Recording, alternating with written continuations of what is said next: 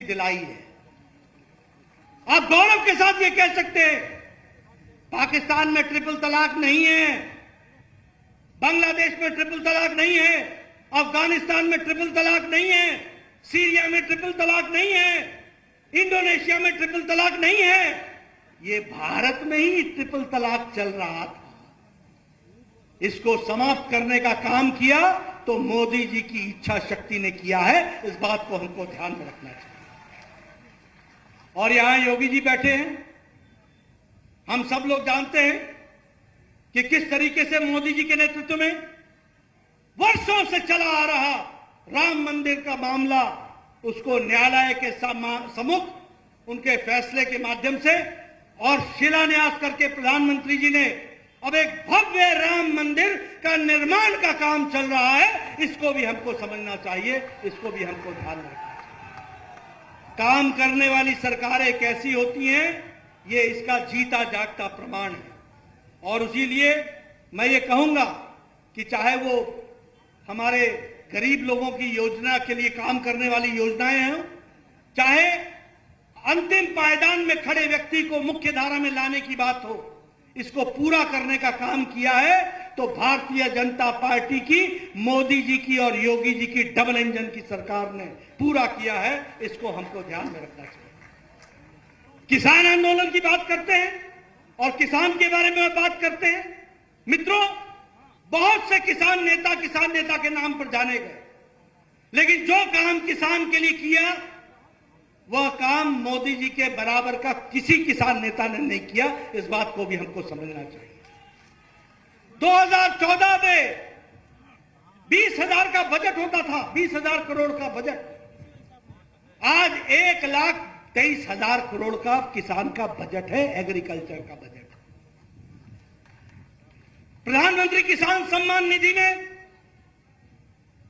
153 करोड़ रुपए 10 किस्तों में 2-2 हजार रुपए 10 करोड़ किसान को पहुंचाने का काम किया तो किसी ने नहीं किया, वो मोदी जी की सरकार ने किया है। इस बात को हमको ध्यान में रखना चाहिए। और उत्तर प्रदेश में 2,54,00,000 किसानों को 10 किस्तों में किसान की सम्मान निधि पहुंचाई गई है। यह भी हमको ध्यान में रखना चाहिए। 2,400 रुपए की खाद की बोरी मोदी जी ने 1,200 रुपए में आपको पहुंचाई है।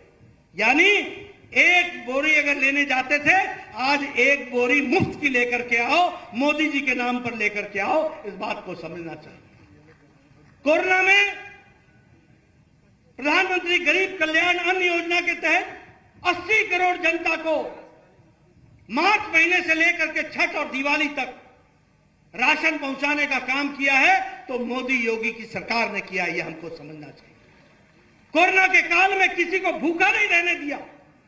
यह बात जनता जानती है अच्छे से।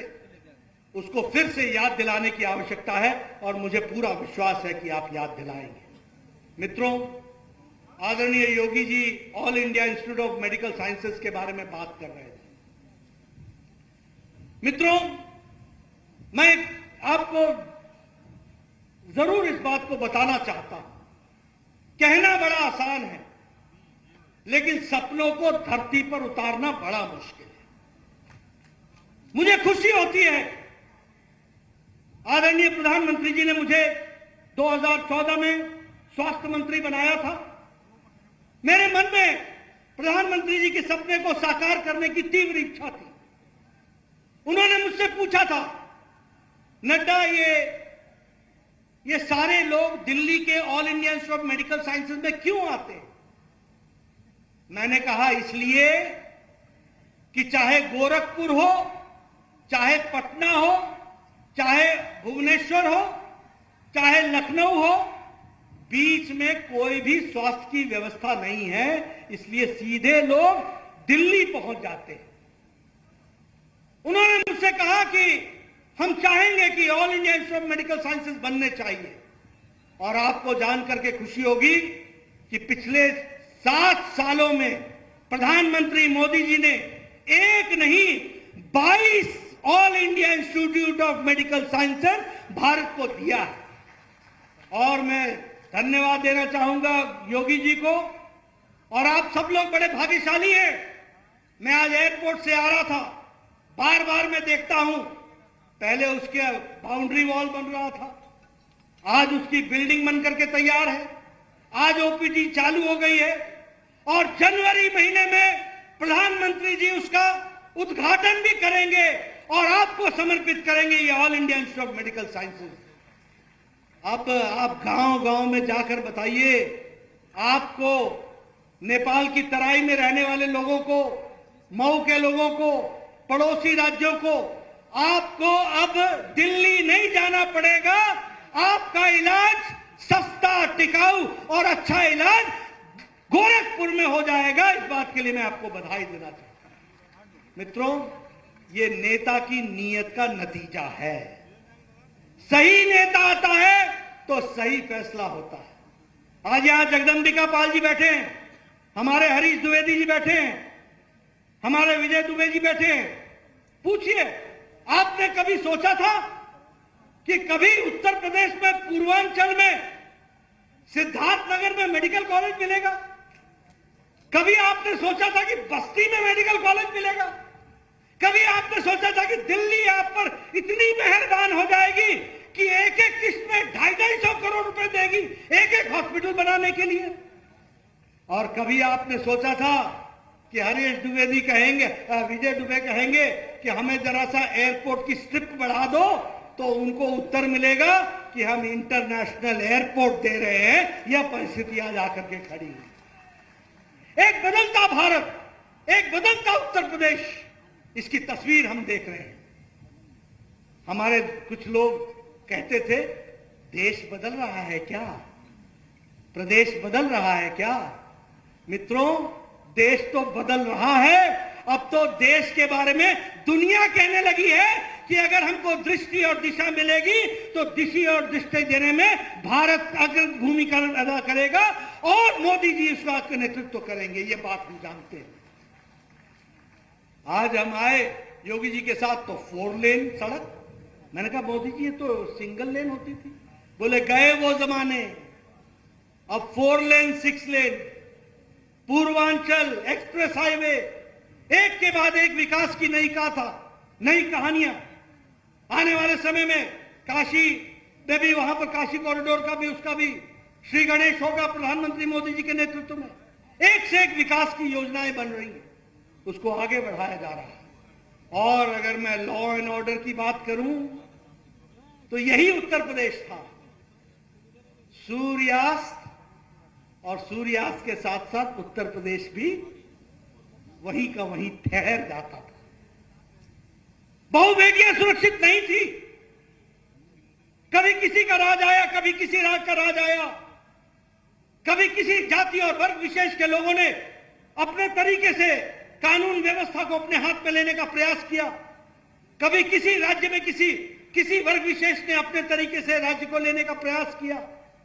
ये सबका साथ, सबका विकास, सबका विश्वास और लॉ एंड ऑर्डर के नाम पर अब यहां पर जो दम दनाते थे वो दरिंदे अब कोर्ट में जाकर अपील करते हैं कि मुझे जेल के अंदर डाल दो या मुझे प्रदेश छोड़ने के लिए इजाजत दे दो ताकि हम यहां से छुट्टी पाए। ये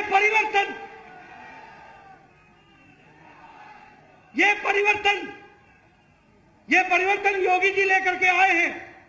लेकिन योगी जी को यहां तक पहुंचाने के लिए आप सब लोगों ने, करोड़ों लोगों ने अपनी उंगली से कमल के निशान को बटन दबाकर यह फैसला लिया है। इस बात को समझना चाहिए। इसलिए मैं निवेदन करूंगा, उंगली सही जगह पड़े इसकी चिंता करना प्रजातंत्र में बहुत जरूरी है। गलत जगह पड़ जाए तो जिन्ना याद आता है, सही जगह पड़ जाए तो राष्ट्रभक्त आगे खड़े हो जाते हैं और देश को आगे बढ़ा ले जाते हैं। इस बात को समझना चाहिए। इसलिए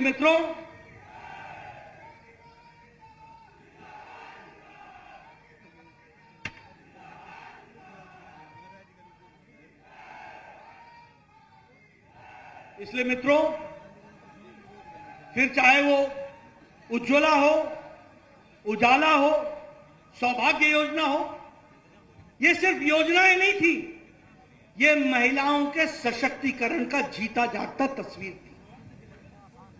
आप बताइए, आजाद भारत में 2014-2017 तक 11 करोड़ परिवारों को इस बात के लिए इंतजार करना पड़ा कि वो अपने दैनिक जीवन के दैनिक व्यवस्थाओं के लिए एक इज्जत घर के बगैर जी रहे थे। यानी अगर 11 करोड़ परिवार को इज्जत घर देने का काम किया तो मोदी जी की सरकार ने स्वच्छता अभियान के तहत दिया। इस बात को हमको समझना चाहिए। मित्रों, उसी तरीके से प्रधानमंत्री आवास योजना में मुझे मालूम है 5 अक्टूबर को प्रधानमंत्री जी आए थे। 75 जगहों पर 75,000 महिलाओं को घर के मालिकाना हक के साथ चाबी देने का काम अगर किया तो आदरणीय मोदी जी ने किया। यह हमको ध्यान में रखना चाहिए। मित्रों, मैं लंबी कहानी विकास की बता सकता हूं, लेकिन मैं इतनी बड़ी सम्मेलन को इन सारी बातों को कहने के लिए इस समय का उपयोग नहीं करना चाहता। मैं आपसे अपील करने आया हूं कि मित्रों, ये भारतीय जनता पार्टी का कार्यकर्ता है जो भाग्यशाली भी है और जो भारत के भाग्य को उज्जवल करने के लिए अपना योगदान करने के लिए तैयार है। इस बात को समझना चाहिए।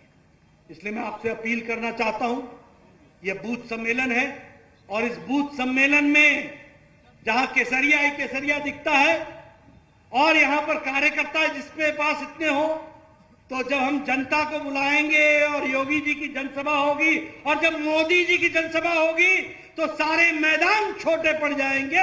इस बात को भी हमको समझना चाहिए। इसलिए मैं सिर्फ एक ही निवेदन करने आया हूं कि आप पूरी ताकत से बूथ पर जुट जाइए।